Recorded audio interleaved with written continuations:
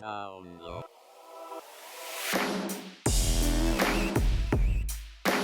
The next big question is, we've talked about it a little bit, Bonds, a couple nights ago, but, Paul Wight, he is all elite. Woo! I want to pull up that graphic for sure. So I think this is a perfect place to put it.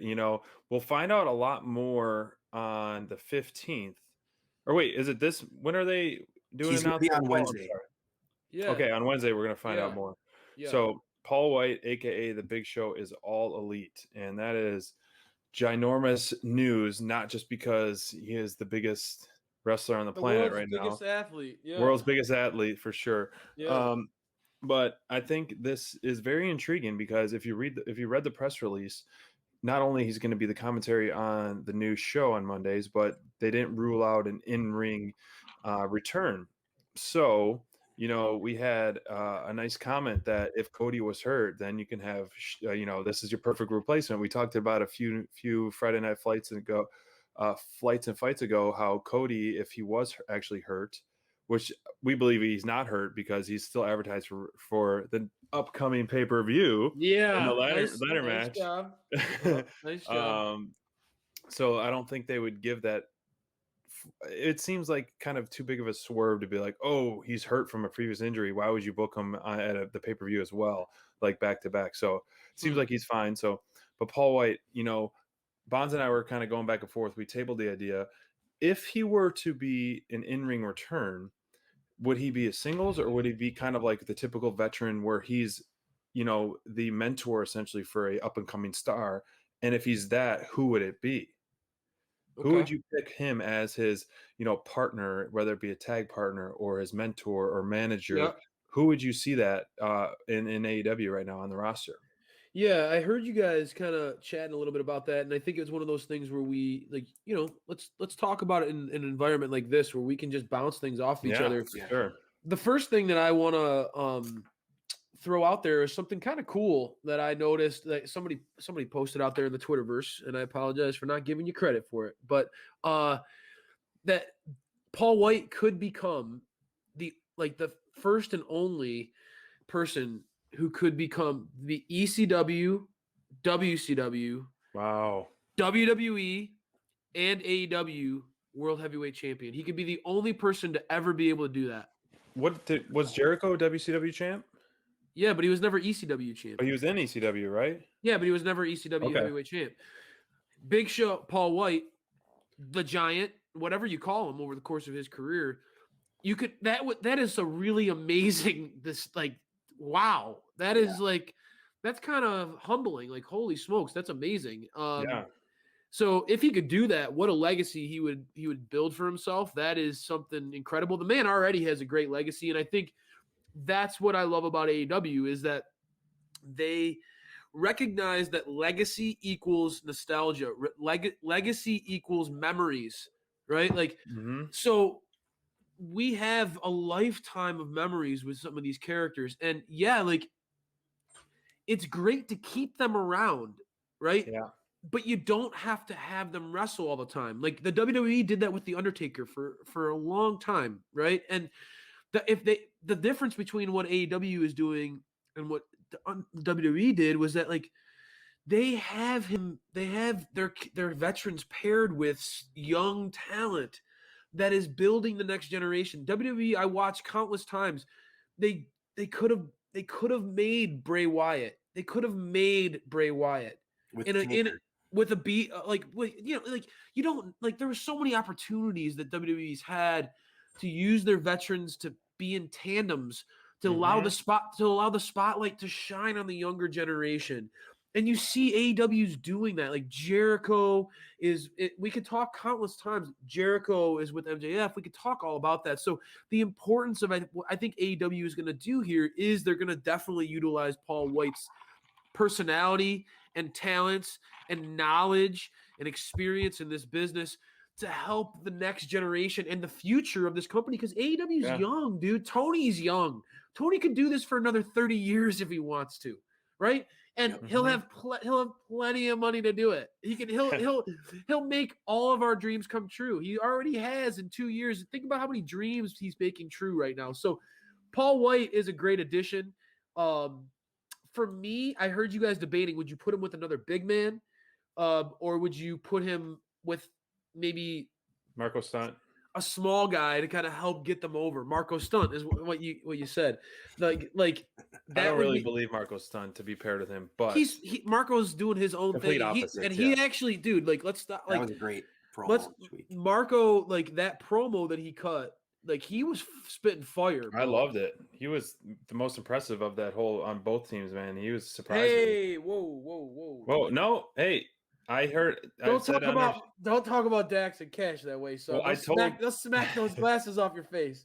I told Bonds that typically he sounds like a little boy, but he sounded like a man. He's been working out, son. He sounded like a man defending his team, and so it was great. But it's hard to say because you don't want to put, if you do pair up Paul Wight with someone, you want him to be a singles person or someone that is, like I mentioned varsity blondes. I don't know if that would work. Obviously, Paul Wight doesn't have hair, so no blondes with that, unless he dyed his. If you're gonna name like our team like that, dude, like the team that came to my mind was TNT. Like you got Devon's boys. Like that would be. You're right. That's really interesting. That I like. Like those kids have looked pretty good. I agree. And those kids have looked pretty good to me, and I feel like that could be kind of cool. Like, I mean, Paul Wight having the history and like you could even introduce Devon, like have Devon come on for like a couple episodes. I know Tony could do it. Like I'm just spitballing randomly, but I think that would be a cool thing. Like Paul Wight like has respect for their dad, and boom, immediately, right?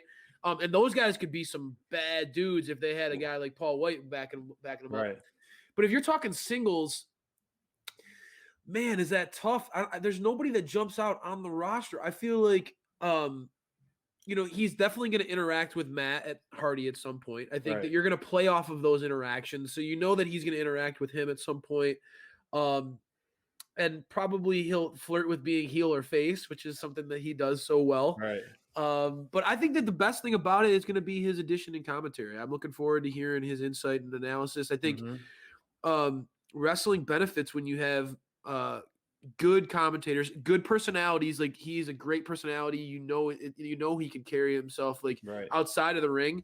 But with like the knowledge and respect for the business, I don't know. I think that he's going to do great. Like Taz is a great example. Like Jericho is so great on commentary.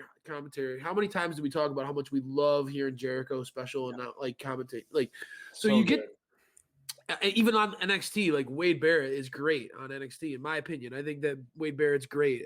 Like I know he doesn't go by, I don't think he goes by Wade Barrett anymore, but he's great on commentary. And Beth Phoenix is on there, and they do a good job. I like seeing AEW like embrace a wrestler to give them a chance, and I think everybody knows. Ooh, that's a good pick, Mindrunner.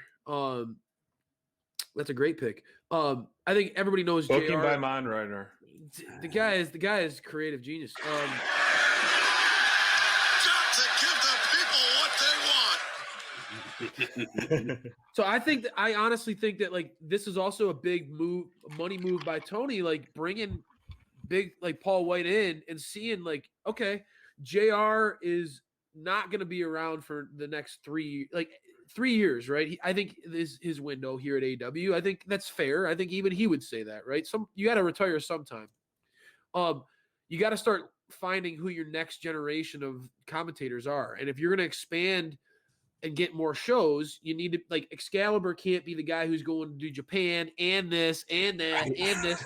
Like the dude is killing it, but like you got to give him some other options too, right? Like, right. So I think that Paul Wight, I'm more interested to see him as a commentator than in ring, personally. Okay. All right. I agree. I'm excited about it. I love when they get active talent on commentary because it brings a different perspective to the matches. Even like legends, I loved Jerry Lawler back, before he kind of wore himself out in some ways, but I loved Jerry back in the day. And I think that when you have wrestlers that are also commentators, I listened to a match earlier with Randy Savage doing commentary. That was awesome. Oh, that was so awesome.